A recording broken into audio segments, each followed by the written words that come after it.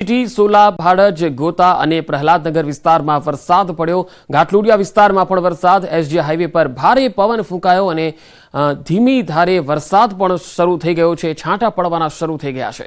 તો અમદાવાદ શહેરના અનેક વિસ્તારોમાં વાતાવરણમાં પલટો જોવા મળ્યો છે અને વહેલી સવારથી જ વાદળો ઘેરાઈ ગયા અને ચોમાસા જેવો માહોલ જોવા મળ્યો। ગઈકાલે 44 ડિગ્રીની આસપાસ ગરમી અને આજે વાતાવરણમાં અચાનક બદલાવ। વધુ માહિતી મેળવીએ અમદાવાદથી સંવાદદાતા વિભુ પટેલ મારી સાથે જોડાયા છે। વિભુ, અત્યારે અમદાવાદના કયા કયા વિસ્તારોમાં વરસાદ થઈ રહ્યો છે?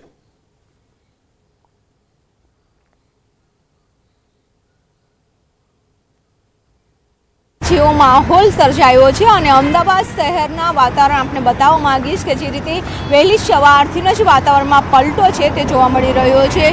ચોમાસા જેવો આ માહોલ છે। ભારે પવન સાથે વરસાદી છાંટા પણ અનેક વિસ્તારમાં પડ્યા છે। એસજી હાઈવે, ઇસ્કોન, પ્રહલાદનગર સહિતના જે વિસ્તારો છે કે ત્યાં વરસાદી ધીમી ધારે છાંટા પડ્યા છે। હવામાન વિભાગ દ્વારા પણ આગાહી કરવામાં આવી છે કે થંડરસ્ટોર્મ એક્ટિવિટીઝ થઈ રહી છે અને તેના કારણે 30 થી 40 કિલોમીટરની ઝડપે પવન ફૂંકાશે અને સાથે ગાજવીજ સાથે વરસાદ થશે।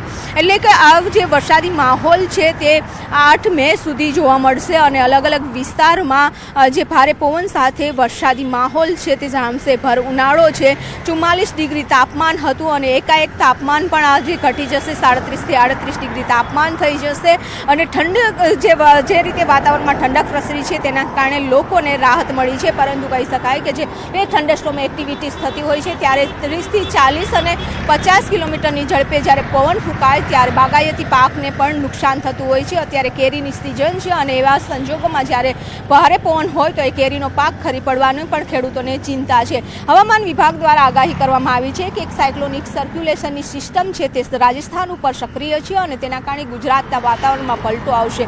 કચ્છ, ઉત્તર ગુજરાત, દક્ષિણ ગુજરાત, પૂર્વ મધ્ય ગુજરાત, સૌરાષ્ટ્ર અને તમામ વિસ્તારમાં છે તે અલગ અલગ વિસ્તારમાં ક્યાંક ભારે તો ક્યાંક મધ્યમ વરસાદી ઝાપટા પડવાનું પણ હવામાન વિભાગનું અનુમાન છે।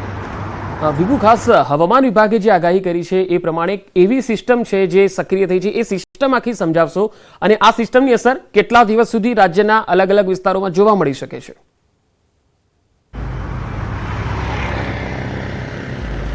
પંકજ, જે રીતે એક વેસ્ટર્ન ડિસ્ટર્બન્સ સક્રિય થયું હતું અને ત્યારબાદ સાયક્લોનિક સર્ક્યુલેશન અત્યારે રાજસ્થાન ઉપર છે। આ સિસ્ટમ મજબૂત છે અને એ સિસ્ટમના કારણે ગુજરાતના વાતાવરણમાં પલટો આવ્યો છે। જ્યારે થંડરસ્ટોર્મ એક્ટિવિટીઝ થતી હોય છે ત્યારે તાપમાન ઊંચું હોય છે અને ભેજનું પ્રમાણ વધી જતું હોય છે। એટલે કે પશ્ચિમ તરફના જે પવનો આવે છે તે ખાસ કરીને દરિયા તરફથી જે પવનો આવે છે તે ભેજને લાવતું હોય છે। આ બંને મિક્સ થાય છે ત્યારે થંડરસ્ટોર્મ એક્ટિવિટીઝ થાય છે અને થંડરસ્ટોર્મ એક્ટિવિટીઝ એટલે તમને લાગે કે મિની વાવાઝોડું ચાલતું હોય તે રીતનો પવન છે તે ફૂંકાતો હોય છે અને પવન પણ છે તે ઉપર લેવલે નહીં પરંતુ જમીનને ઘસાઈને પવન ચાલતો હોય છે। તેના કારણે જે વૃક્ષો છે તેના પણ મૂળિયા ઉખેડી નાખતું હોય છે અને વૃક્ષો ધરાશાય થઈ જતા હોય છે। આવી સ્થિતિમાં અત્યારે જે રીતે મજબૂત સિસ્ટમ સાથે થંડરસ્ટોર્મ પણ બની રહ્યો છે અને આ થંડરસ્ટોર્મના કારણે 30 થી 40 કિલોમીટર અથવા તો 50 થી 60 કિલોમીટરની ઝડપે પણ પવન ફૂંકાવાની સંભાવના છે હવામાન વિભાગ દ્વારા વ્યક્ત કરવામાં આવી છે। તેના કારણે દરિયાકાંઠાના જે વિસ્તારોથી સહિત દક્ષિણ ગુજરાત છે કે ઉત્તર ગુજરાત છે તમામ વિસ્તારોમાં આની ઇફેક્ટ છે તે જોવા મળશે। અત્યારે જે બનાસકાંઠા, સાબરકાંઠા, અરવલ્લી, મહેસાણા, પાટણ, ગાંધીનગર, અમદાવાદ સહિતના જિલ્લાઓમાં વરસાદની આગાહી કરવામાં આવી છે। તો સૌરાષ્ટ્રના પણ દ્વારકા, જામનગર, અમરેલી, ભાવનગર, ગીર સોમનાથ સહિતના જિલ્લાઓમાં વરસાદની આગાહી કરવામાં આવી છે। પરંતુ 6 દિવસ એટલે કે 8 મે સુધી જે વરસાદની આગાહી કરવામાં આવી છે તેમાં અલગ અલગ જિલ્લાઓમાં થંડરસ્ટોર્મ એક્ટિવિટીઝ થશે, ભારે પવન ફૂંકાશે અને સામાન્યથી મધ્યમ વરસાદ છે જોવા મળશે। જી વિભુ, તો એનો મતલબ એવો થઈ શકે કે પ્રી મોન્સૂન એક્ટિવિટી જ્યારે શરૂ થઈ ગઈ છે એટલે હવે જે 44 ડિગ્રી ગરમી પડતી હતી એમાંથી હવે આવનારા દિવસોમાં ચોક્કસથી રાહત મળશે અને વરસાદની એક રીતે કહી શકાય કે શરૂઆત જે છે એ હવે આ પ્રી મોન્સૂન એક્ટિવિટીથી થઈ ગઈ છે રાજ્યમાં।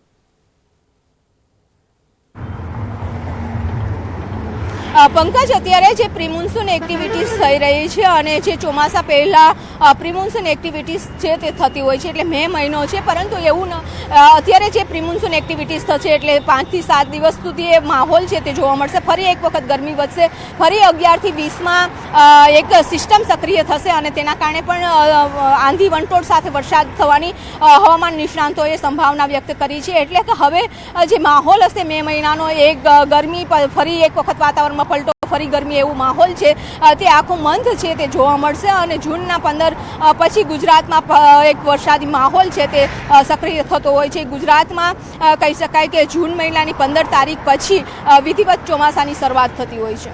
જી વિભુ, હાલ અમદાવાદમાં વરસાદ પડી રહ્યો છે કે પછી વહેલી સવારે જ વરસાદ થયો હતો?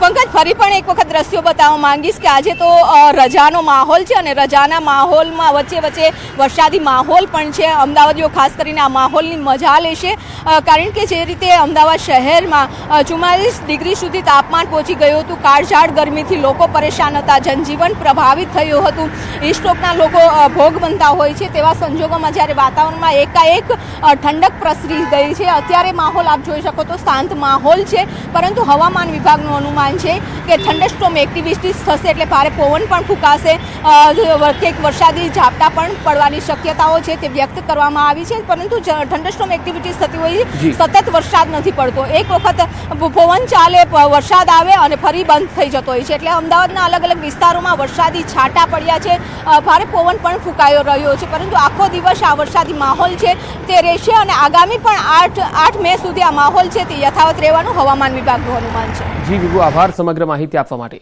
તો અમદાવાદમાં પણ શહેરનું વાતાવરણ છે એ બદલાયું છે અને વરસાદી માહોલ જામ્યો છે. તસવીરોમાં તમે જોઈ શકો છો કે વાદળો ઘેરાયા છે અને અંધારપટ છવાઈ ગયો છે. કેટલાક વિસ્તારોમાં તો છાંટા પણ પડી રહ્યા છે. તો આ માત્ર અમદાવાદ નહીં, ઉત્તર ગુજરાતના મોટા ભાગના વિસ્તારોમાં આજે વરસાદની સ્થિતિ જોવા મળી.